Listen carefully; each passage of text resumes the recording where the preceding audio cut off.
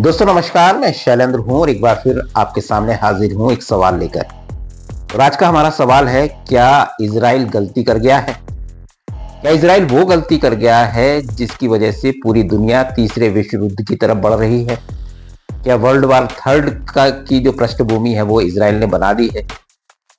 और ये जो गलती है, जिस गलती की मैं बात कर रहा हूं, वो गलती हुई है इजराइल से 19 मार्च को, जब उसने ईरान के साउथ पोर्स पर हमला किया, जो दुनिया का सबसे बड़ा गैस भंडार है, सबसे बड़ा गैस फील्ड है, जो साउथ पोर्स जिसको कहते हैं, जो कतर और ईरान मिलकर साझा करते हैं, जिसका एक भाग कतर के पास है और एक भाग जिसको साउथ पोर्स कहते हैं वो ईरान के पास है। तो इस पर 19 तारीख को हमला किया हुआ और उसके बाद से आप देखिए कि आज तीसरा दिन है, चौथा दिन है, समझ लीजिए चौथा दिन लग गया है। उन 4 दिनों में आप इंटेंसिटी देखिए इस लड़ाई की, कितनी तेजी से हालात बदले हैं। क्योंकि अगर हम थोड़ा सा पीछे जाएं, 28 फरवरी को जब ये युद्ध शुरू हुआ, यूएस और इजराइल ने मिलकर ईरान पर हमला बोला, तो ये लग रहा था कि 3-4 दिन में ईरान हथियार डाल देगा और अमेरिका को भी यही उम्मीद थी कि उसने भयानक हमले बोले मिसाइलों से और एयर अटैक्स हुए उसके सैन्य अड्डों पर। तो ये लग रहा था कि ईरान हथियार डाल देगा, लेकिन ईरान ने हथियार डाले नहीं और निश्चित रूप से वो धीरे धीरे उसकी हमलों की जो पलटवार थे वो और बढ़ते गए और बहुत स्पेसिफिक होते गए। लेकिन उसके बाद 17-18 तारीख को ये बात होने लगी थी, या 15 से हम लगा लें, 15 मार्च से, कि युद्ध में कोई ऐसी बीच का रास्ता निकल आएगा और दोनों बातचीत के टेबल पर बैठेंगे और ये लड़ाई खत्म होगी। लेकिन शायद इजराइल को ये लग रहा था कि अगर ये लड़ाई अगर खत्म हुई या कोई समझौते पर बात हुई तो उसके मकसद तो अधूरे रह जाएंगे, क्योंकि उसका मुख्य मकसद था ईरान में रिजीम को चेंज करना और अमेरिका का मकसद था कि वहाँ के गैस और ऑयल पर एक तरह से अघोषित रूप से कब्जा करना।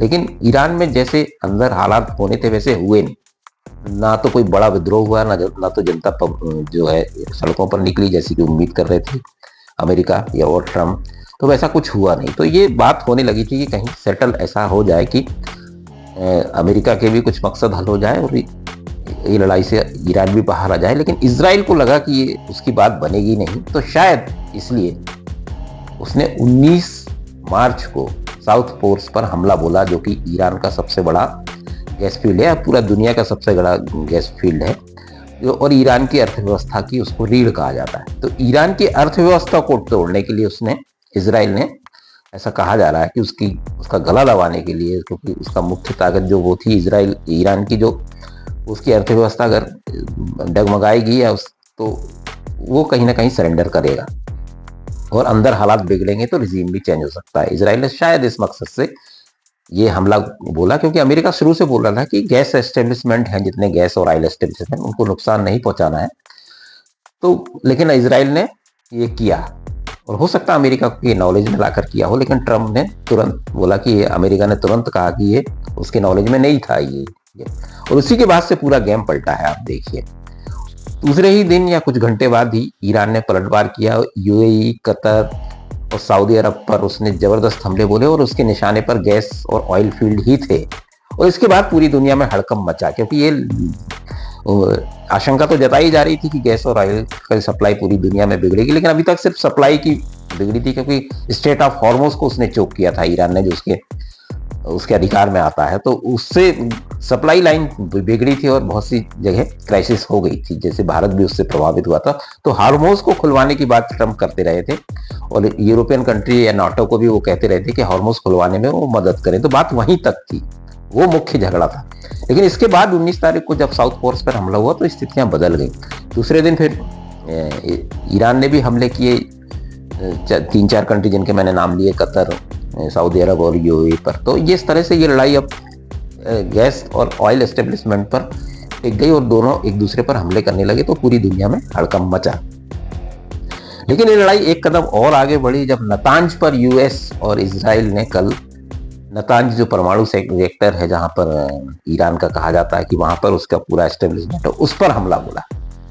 और उसके दूसरे दिन फिर ईरान ने पलटवार किया और आज जो डिमोगो शहर है इजराइल का, जहां पर उसका परमाणु संयंत्र है, उस पर हमला बोला। हालांकि दोनों देशों में अभी तक कोई रेडियो एक्टिव लीक होने की कोई खबर नहीं आई है, तो ये राहत की बात है। लेकिन ये बड़ा अलार्मिंग है कि गैस और ऑयल फील्ड से हमले के बाद फिर न्यूक्लियर एस्टेब्लिशमेंट जो भी है, न्यूक्लियर प्लांट है, उन पर हमले होने लगे। तो ये एक बड़ी त्रासदी, मानव त्रासदी की वजह बन सकती है। तो ये लड़ाई देखिए आप किस तरह से बढ़ी है 19 तारीख से लेकर अभी तक।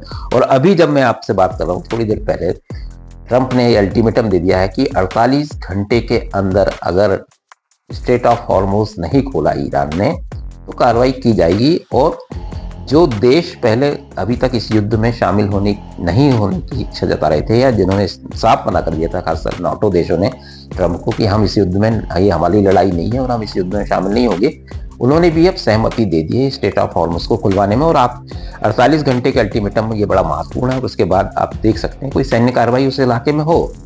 तो ये लड़ाई एक तरह से अब गोलबंदी होने लगी है कि नाटो और अमेरिका नाटो का गठबंधन और यहाँ इजराइल, और एक गोलबंदी ये हो गई। और इधर देखिए बड़ा महत्वपूर्ण डेवलपमेंट ये है कि जब इजराइल के परमाणु रिएक्टर पर हमला हुआ, तो ईरान के परमाणु रिएक्टर पर हमला हुआ, तो रूस ने उसकी आलोचना की है और रूस ने उसको गलत बताया कि ये अंतर्राष्ट्रीय नियमों के खिलाफ है। तो एक तरह से उसने एक आवाज ईरान के पक्ष में जाती हुई इसकी दिख रही है। और ऐसा कहा भी जा रहा है कि चीन और रूस अंदर से ईरान की मदद कर रहे हैं, क्योंकि इतने लंबे समय तक टिक पाना ईरान का मुश्किल था। लेकिन जिस तरह से उसकी मिसाइलें खत्म नहीं हो रही हैं, तो ये कहा जा रहा है कि निश्चित रूप से रूस और चीन कहीं ना कहीं उसकी मदद कर रहे हैं। तो एक गोलबंदी अब दुनिया में स्पष्ट दिख रही है, रूस, चीन, ईरान और इधर नाटो देश, अमेरिका, इजराइल, तो बाकी देश इसमें फिर गोलबंदी में शामिल हो सकते हैं।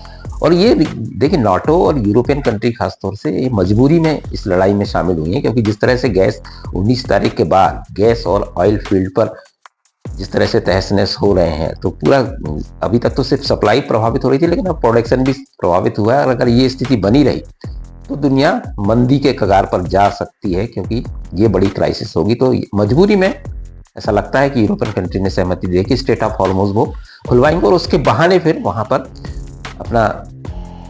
अपनी ताकत स्थापित कर सकता है अमेरिका, और उसको कंट्रोल में ले सकता है उस पूरे एरिया को, अमेरिका, इजराइल और नाटो कंट्रीज।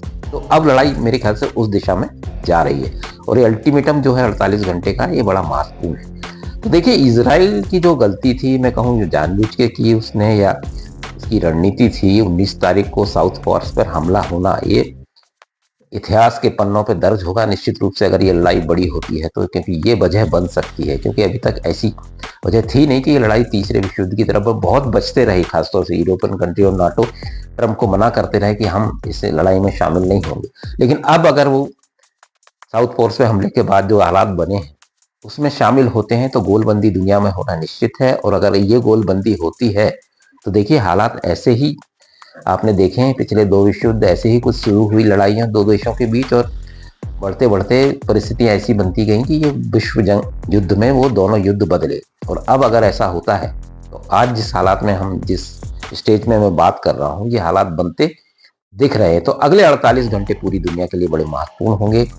हॉर्मुज को खुलवाने के लिए अमेरिका के नेतृत्व में बाकी देश किस तरह से आगे बढ़ते हैं, क्योंकि ऐसा खबर है कि मूवमेंट शुरू हो चुका है फोर्सेस का। खासतौर से अभी तक तो हवाई हमले ही चल रहे थे, लेकिन अगर फोर्सेस का मूवमेंट उस इलाके में होता है स्ट्रेट ऑफ हॉर्मुज में, तो ये निश्चित रूप से, और अगर इधर से रूस इनिशिएट लेता है या चीन कोई इनिशिएट लेता है, तो ये लड़ाई अब काफ़ी बड़ी हो सकती है। तो उम्मीद कीजिए कि ये ना हो और बीच में कोई रास्ता निकले। फिलहाल इस वीडियो में इतना ही, दीजिए इजाज़त, नमस्कार।